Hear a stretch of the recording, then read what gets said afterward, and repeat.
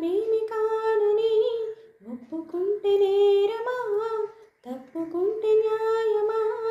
ఒక్కసారి అయినా చేయందించి వింత దూరాన్ని కరిగించుమా. వేయి కన్నులతో వేచి చూస్తున్నా, తెరచాటు దాటి చేరదా నీ స్నేహం. కోటి ఆశలతో కోరుకుంటున్నా, కరుణించి ఆదరించదా నీ స్నేహం. ప్రాణమే నీకు కానుకంటున్నా, మన్నించి అందుకోవని